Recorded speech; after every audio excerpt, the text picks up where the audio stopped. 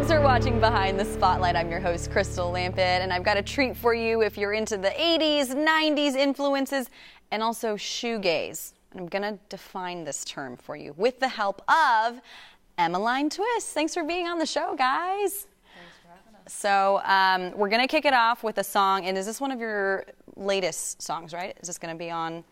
This will be on our album. Your newest one? We've had it out there and going for a while, but it's one of our favorites. I love it. Okay, this is Vega by Emmaline Twist. Take it away.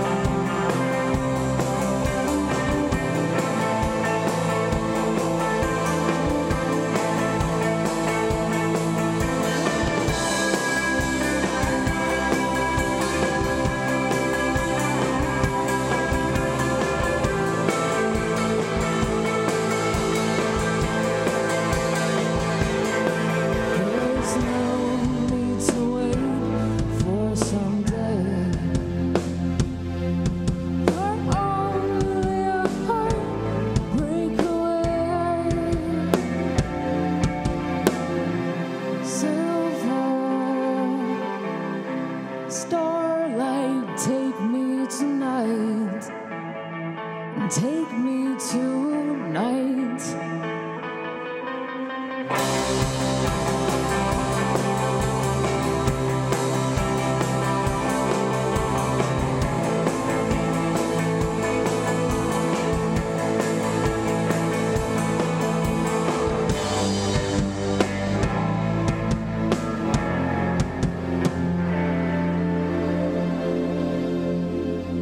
And that was Vega by Emmaline Twist. And I'm curious to know a little bit more about the inspiration behind Vega, because I know, Krysztof, you do most of the writing. What does Vega mean? Is it a name?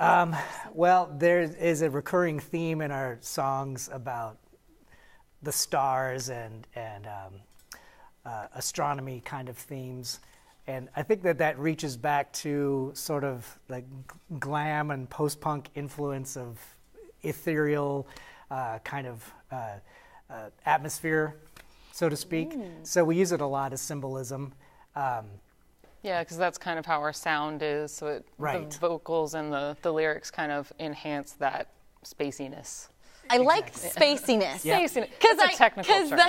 Yeah, scientific, in fact, because that is kind of. I was trying to describe it, and I was like, I don't. It's not really synthy. But it's like it's spacey. Right. And not in like the spacey la-di-da, like spaciness as an atmospheric sort of vibe.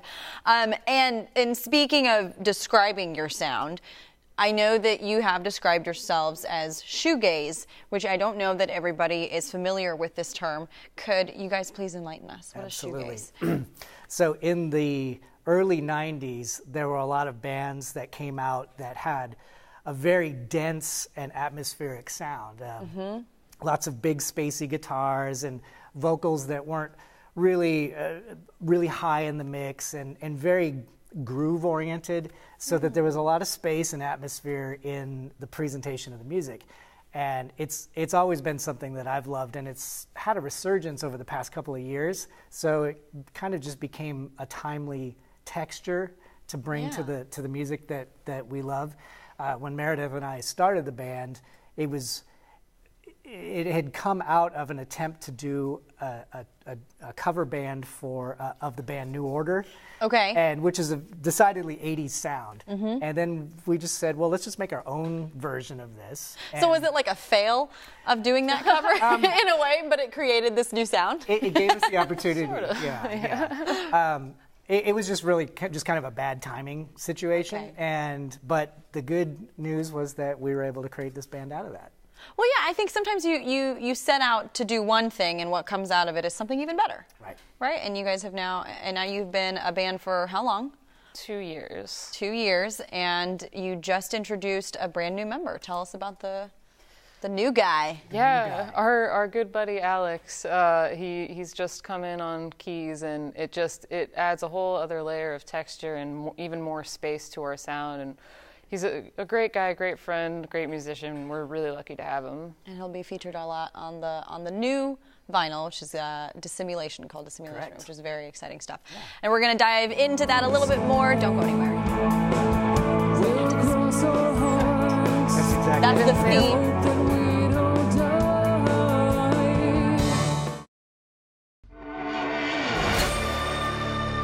Welcome back to Behind the Spotlight. I'm talking to Emmaline Twist, and you guys have exciting news. You have a new keyboardist, and he's going to be featured on the new vinyl, which is Dissimulation. Am I saying that right? Yes. Dissimulation. Mm-hmm. Tell me a little bit more about the name and what inspired this one. Sure.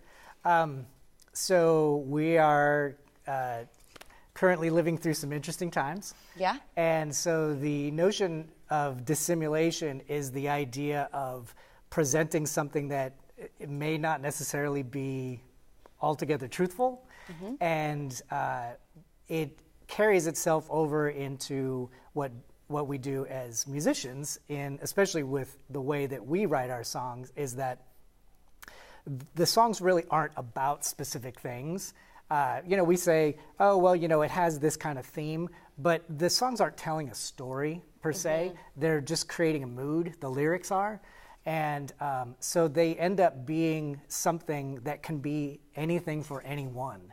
Right. And it's sort of what we try to do is both be timely for the moment and also to be universal in that idea that these songs can be yours and they don't have to be about something specific. Yeah, I think that's kind of every artist's goal as well, is that the music can be universal enough that you can create your own meaning and your own significance based on it in whatever context that means to you. Yep. And so it's amazing if you can accomplish that. And do you think that you have, because you guys have quite the fan base, and I'm wondering why do you think people have responded so well to your sound and your music? I think, as Krysztof said, I think it's really accessible because some of it is very vague, and it is more about creating a mood. And I think, as he said, we're sort of living in some tense times, and I think we've kind of tapped into some of that feeling. So I think people respond to that. It's like there's a little bit of tension, maybe in some of the songs. I could see that. Yeah. Well, I also wanted to delve a little bit more into Star-Crossed, which is the web exclusive that you guys performed. Which, if you're interested in seeing, our viewers can watch it on our Facebook page, 38 The Spot's Facebook, and on our website. You had mentioned that it was about your teenage daughter sort of finding her way, and my immediate thought when I think of teenagers is like, oh God, angst, like high suicide rates. Like, I'm scared for them on their behalf, but this was really more about her finding her thing and her groove, being musical theater. And I mean, what made you write that, and how cool is it to see her kind of following in Dad's footsteps? It's really cool. Well, her mom is also an incredible vocalist as well, so she inherited the talent from both of us, which is great. And her finding that in herself and the confidence to develop it is something that, a lot of people don't get that opportunity. And the other reason for writing that song was this idea of I want to write that teenage love song, that thing that makes you feel like, holy smokes, everything's awesome and awful at the same time. and that's really what that's about. It's about, whoa, this could end at any minute, and I don't know what's going to happen. I don't know if that's strictly a teenage problem. Yeah. That's true. But, that's the first time we really feel it. And, yes. Teenagers live in a world of extremes. Right. So that's the line in the song is, we'll fall in love with everything. And, it's that idea that there's really a lot of wondrous things that we experience when we're younger before the world makes things more difficult for us. And when you can tap into that and find that and feel it and really just live in the moment kind of thing, you're never going to experience anything like that again. So buckle up. Yeah. Well, and I think when you're a teenager, it's just like your world is so small, because you live in a little bubble and everything is the greatest thing on earth or the end of the world. Right. I mean, there's like no in between. And later when your world gets a little bit bigger, you kind of realize like, oh, that's why my mom was laughing when I told her about this really serious problem that I had. So how do you think being a father influences a lot of your writing? It's interesting because I think that the things that are going on in the world feel heavier because you're not just thinking about it for yourself. You're thinking about how does this affect my family? How does it affect my children's lives?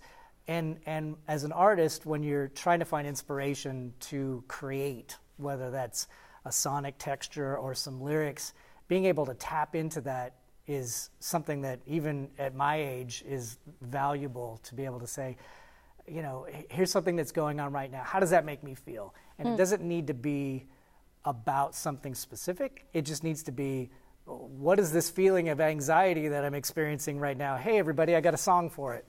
And, luckily everyone in the band we'll spend half a rehearsal time just talking about current events or each other's lives. We're that good of friends.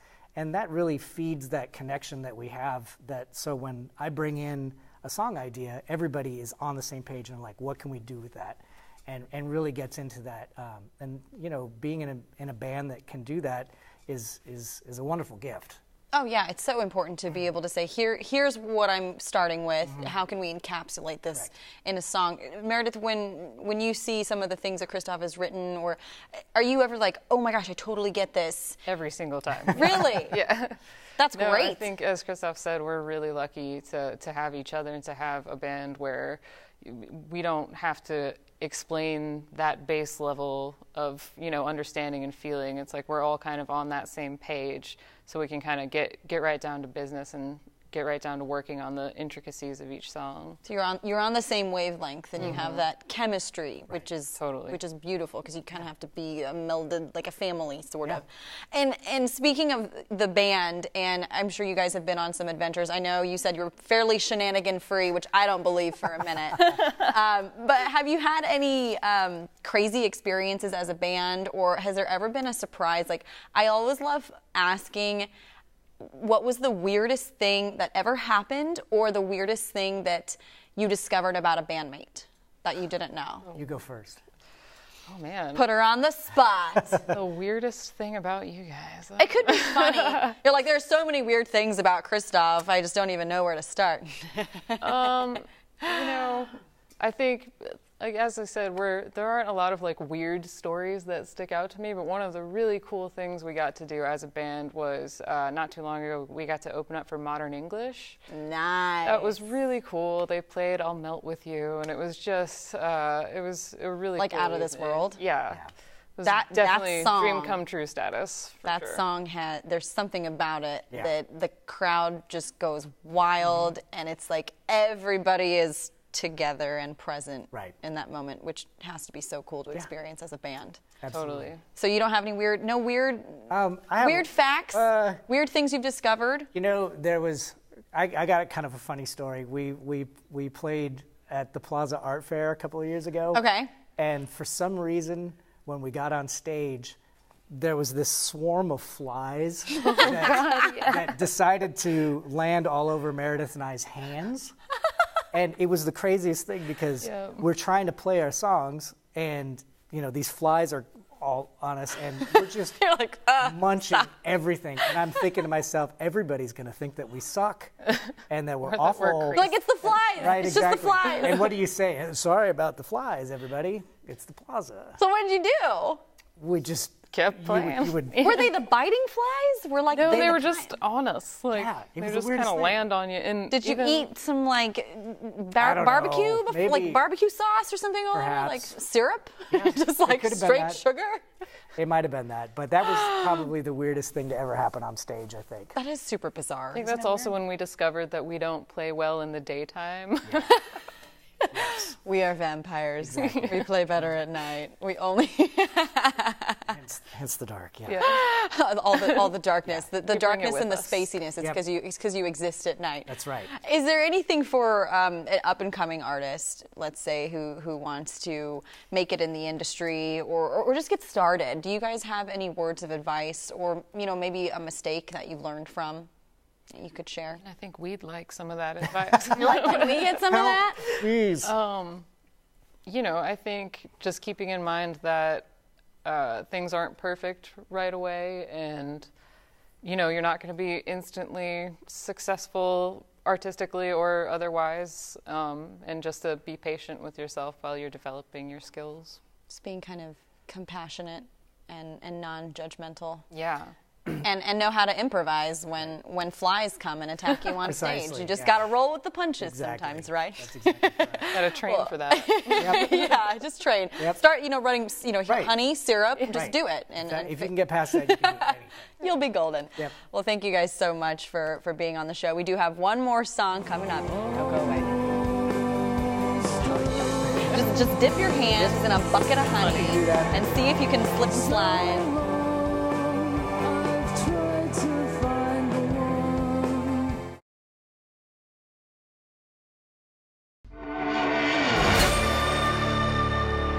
Welcome back to Behind the Spotlight. I hope you're enjoying Emmaline Twist. We do have one more song for you. It's called Almost Blue. And Krysztof, I know that you do most of the writing for the songs.